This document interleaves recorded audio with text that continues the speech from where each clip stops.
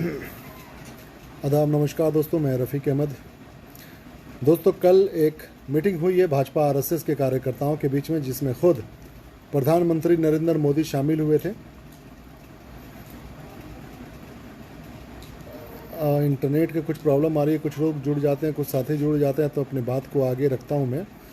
एक छोटी सी खबर है, लेकिन इसमें बहुत ही सतर्क रहने की आवश्यकता है। बहुत ही गंभीर रूप ले सकता है ये मामला जो है, और इसके पीछे में बड़े बड़े लोगों का और बड़े बड़े जितने भी इस पद पे बैठे हुए लोग हैं, वो जो हैं वो इस बात पर अब भिड़ चुके हैं कि किस तरीके से भाजपा के जो चेहरे हैं उसको ठीक किया जाए। अपनी छवि को सुधारने के लिए भाजपा आरएसएस ने मीटिंग की है कल यूपी चुनाव को लेकर और बहुत सारी बातों को लेकर।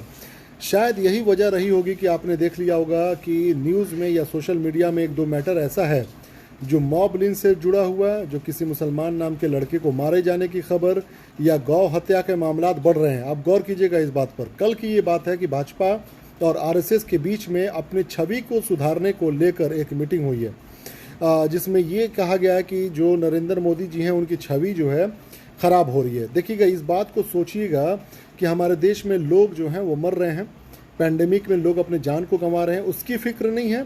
लेकिन हमारे देश के प्रधानमंत्री और भाजपा को इस बात की फ़िक्र है कि इनकी छवि ख़राब हो रही है। अब जाहिर सी बात है कि जब आप काम नहीं करेंगे, लोगों को मरने को छोड़ देंगे, लोगों को जलाने के बजाय दफनाएंगे और समुंदर नदी के किनारे में लोगों को खुला छोड़ देंगे उनके लाश को, तो जाहिर सी बात है लोग सवाल करेंगे कि सरकार ने किस तरह की तैयारी करी है बीमारी से लड़ने के लिए। और ये वो बात है जो हर घर सफ़र कर रहा है, चाहे वो भाजपा समर्थक हो या भाजपा विरोधी हो।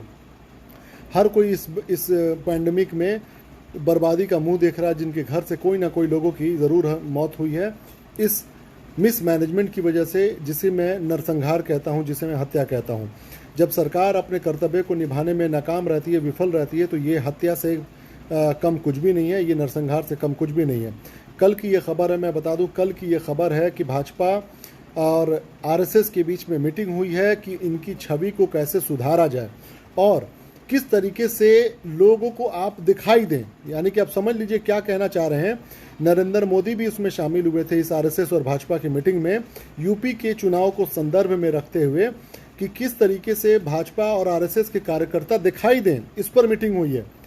पूरे पैंडेमिक में इन लोगों का कोई भी भागीदारिता आपको नहीं दिखाई दी है, किसी तरह की सेवा नहीं दिखाई दी है, किसी को खून तक डोनेट करने की बात आप लोगों को नहीं दिखाई दी होगी।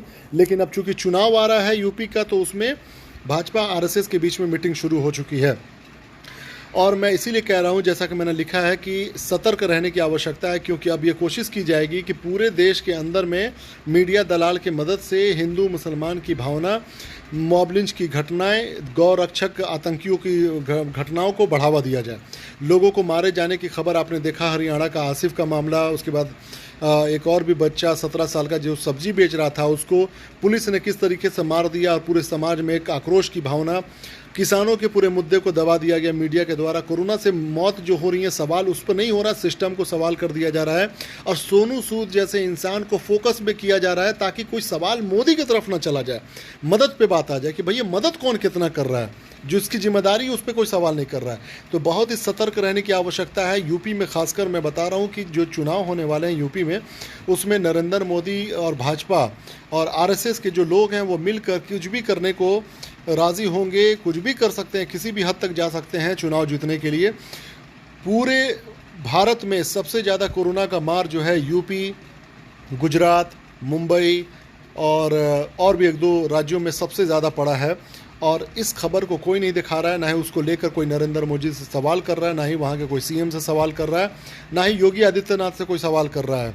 ये आपको समझने की आवश्यकता है कि अब ये जो मीटिंग हुई है, ये एक बेल है, एक मतलब खतरे की घंटी है, जिसका मकसद ये होगा कि आपकी सेवा करना नहीं, आपकी मदद करना नहीं, बल्कि कि किस तरीके से इन तमाम मुद्दों को भटका कर लोग हिंदू मुसलमान, कांग्रेस भाजपा, सपा बसपा, इस तरह की बातों पे उलझा दिए जाएं।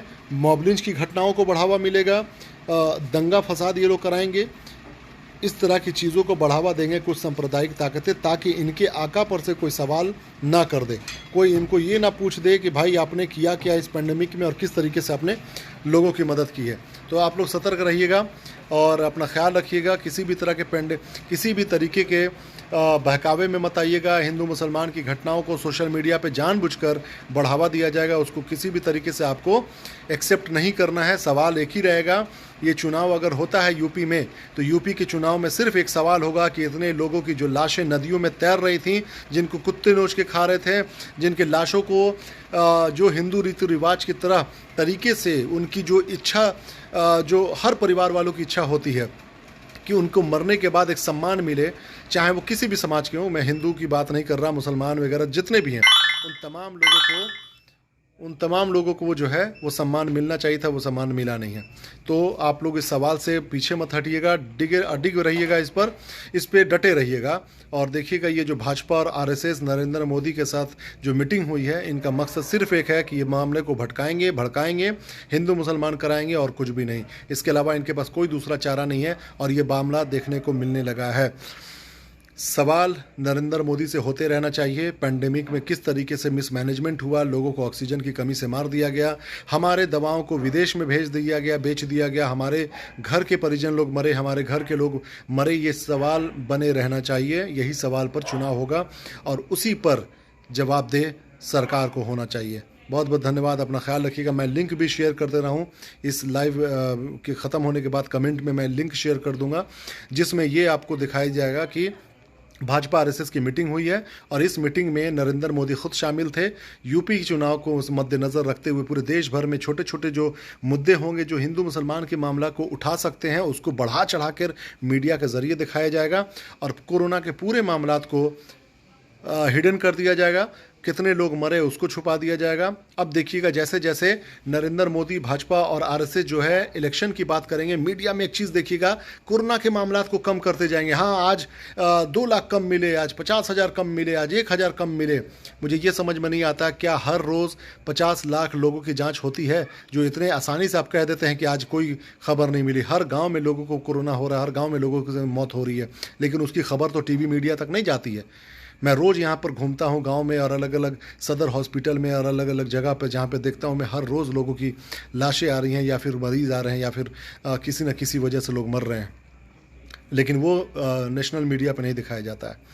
तो सतर्क रहने की आवश्यकता है दोस्तों, बहुत ही गंभीर मामला है। ये कोशिश होगी कि पूरे मामलात को हिंदू मुसलमान किया जाए ताकि चुनाव पर भाजपा को फ़ायदा हो जाए। ये बहुत ही गंभीर मामला है, इसमें सतर्क रहने की आवश्यकता है, खासकर यूपी वाले लोग। और हर जगह पर जहां ये तो मीडिया के हाथ का खेल है, अगर दिल्ली का इलेक्शन है तो वो यूपी में दंगा फसाद करा देंगे ताकि उसका असर मीडिया के ज़रिए वहां दिखाया जाए कि देखो भाई, हिंदू मुसलमान में दंगे हो गए, मियाँ लोगों को टाइट करके रखना है, समझ रहे हैं, और अब्दुल को टाइट करके रखना है, पंचर बनाने वाले को टाइट करके रखना है। अब किसको किसको टाइट कर दिए, याद होगा आपको, अगर आप लोग भूले नहीं होंगे तो नरेंद्र मोदी यूपी में आया था पिछले बार, शमशान और श्मशान घाट और शमशान घाट और कब्रिस्तान की बातें कर रहा था कि आपको शमशान चाहिए कि कब्रिस्तान चाहिए। आज सबको कब्रिस्तान में लेटा दिया है उसने। किसी को जलने तक का भी जो होता है सम्मानजनक तरीका, चीता का जलना हिंदू समाज में, आज वो भी सम्मान से उनको नहीं मिल पा रहा है। तो किस तरह की राजनीति आपको करना है, किस तरह की राजनीति आपको देखनी है, ये आपके ऊपर डिपेंड करता है। जितने भी भाई यूपी से हैं या आसपास के हैं, इसको ज़रूर शेयर कीजिएगा, लोगों तक पहुंचाइएगा कि सतर्क रहें, ये मामला बहुत गंभीर होने वाला है।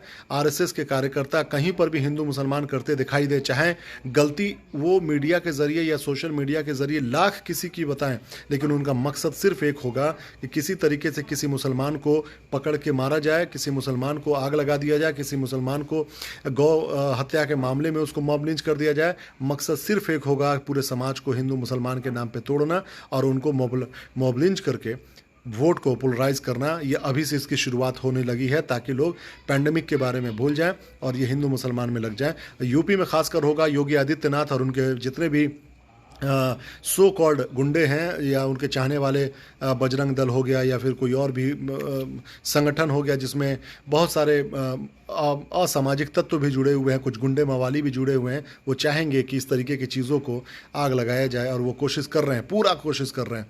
प्रशासन उनके हाथ में है, मीडिया उनके हाथ से बिकी हुई है।